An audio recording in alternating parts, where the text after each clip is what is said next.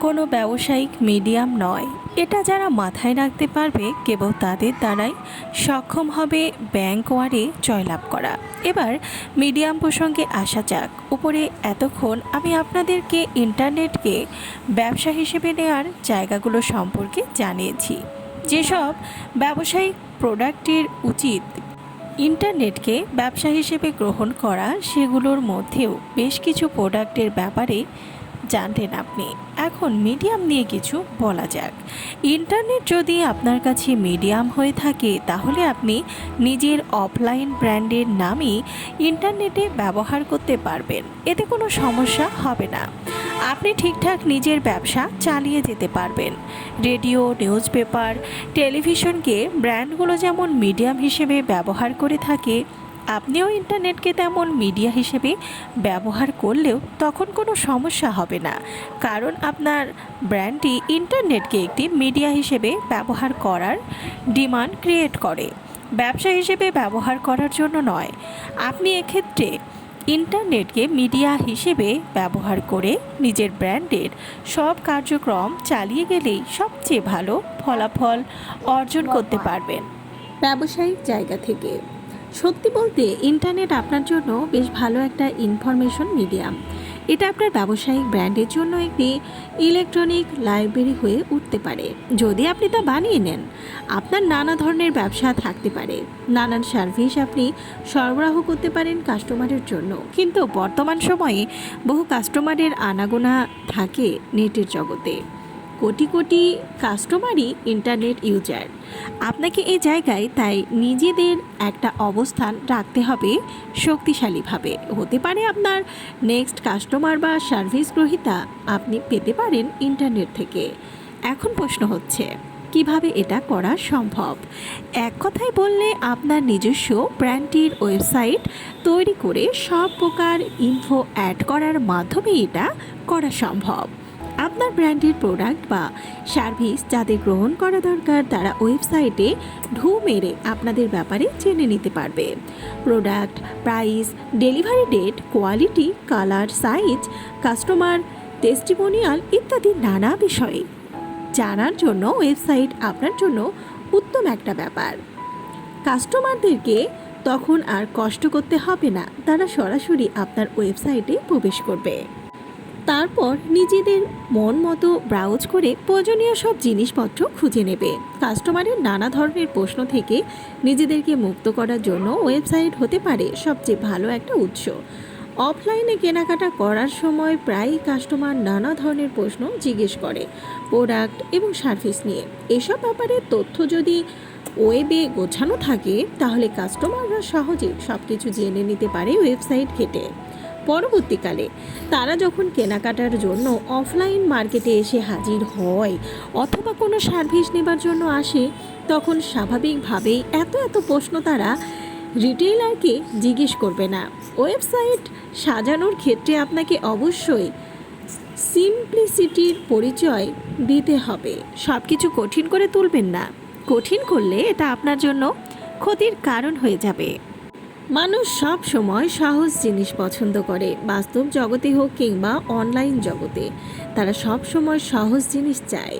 অনলাইনের জগতে ব্রাউজ করার সময় তাদের এই প্রত্যাশা আরও বেশি থাকে। সোজা করে বললে অনলাইনে তারা কোনো জটিলতার ভেতর দিয়ে যেতে চায় না, তাই সব কিছু সহজ করে উপস্থাপন করবেন। কাস্টমারদের জন্য ওয়েব ব্রাউজিং আরামদায়ক করে তুলুন। আপনার যদি সাবস্ক্রিপশন প্রয়োজন হয় তাহলে সেটাও সহজ প্রসিডিউর ফলো করে কাস্টমার যেন করতে পারে সেদিকে লক্ষ্য রাখুন।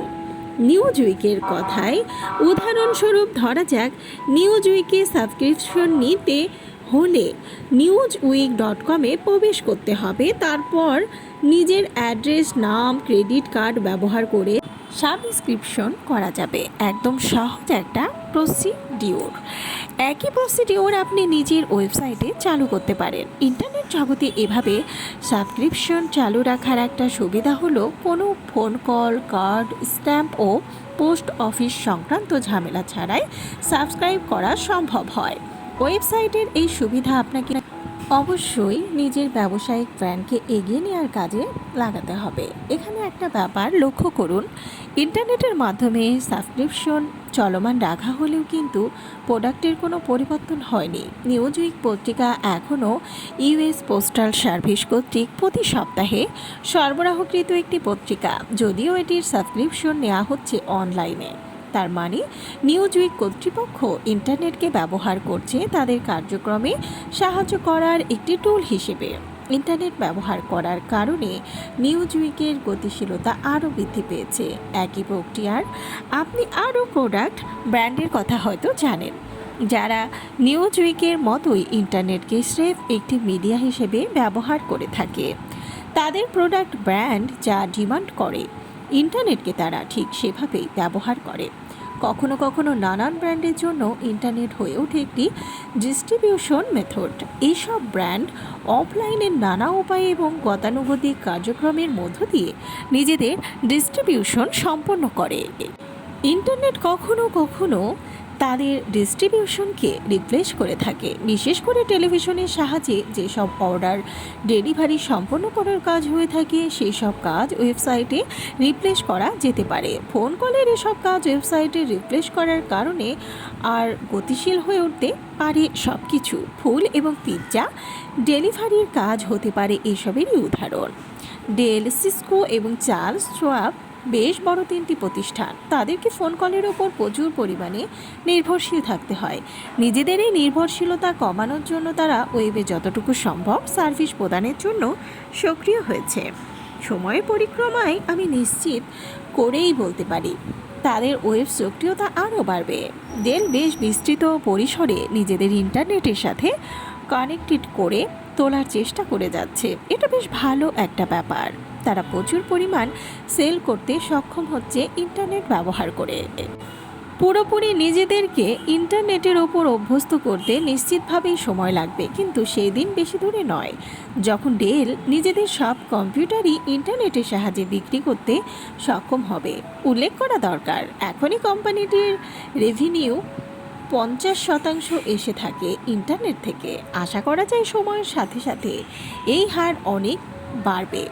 ডেলের জন্য ইন্টারনেট বেশ ইতিবাচক একটা জায়গা, ইতিবাচক একটা পরিস্থিতি ডেল নিজেদের জন্য তৈরি করতে সক্ষম হয়েছে ইন্টারনেট ব্যবহার করার মাধ্যমে। কোনো সন্দেহ নেই এটা তাদেরকে আরও বেশি ব্যবসা করতে সাহায্য করবে। এমনকি ডেল তাদের অপারেটিং কস্ট পর্যন্ত কমিয়ে আনতে পেরেছে ইন্টারনেট ব্যবহার করার দ্বারা।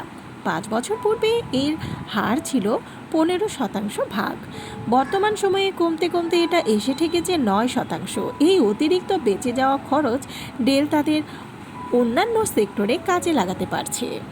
সিসকো সিস্টেম আমেরিকার সবচেয়ে বড় নেটওয়ার্ক ইকুইপমেন্ট সাপ্লায়ার। তারা লম্বা সময় ধরে নিজেদের সেরা জায়গায় রাখতে সক্ষম হয়েছে। অনলাইন অফলাইন দুই জায়গাতেই কোম্পানিটি সমান তালে নিজেদের ব্যবসা চালিয়ে নিচ্ছে। একসময় পুরো দস্তুর অফলাইনে চালু থাকা ব্যবসায়িক প্রতিষ্ঠান হলেও বর্তমানে কোম্পানিটি ইন্টারনেটের মাধ্যমেই 75% ব্যবসায়িক কার্যক্রম পরিচালনা করে থাকে। এতে করে তারা আরও গতিশীল উপায়ে নিজেদের সব কাজ করতে সক্ষম হয়েছে। একটা সময় যেখানে নিজেদের টার্গেটেড অর্ডারের ফর্ম পূরণ হতে সময় লাগতো 3 সপ্তাহ, বর্তমানে সেখানে সময় লাগে মাত্র 3 দিন। এই 3 দিনের ভেতর সব ফর্ম পূরণ হয়ে যায়। এতে করে সিসকোর প্রফিটও বেড়েছে, কম এসেছে অপারেটিং কস্ট। রেভিনিউ হার বেড়েছে 500%।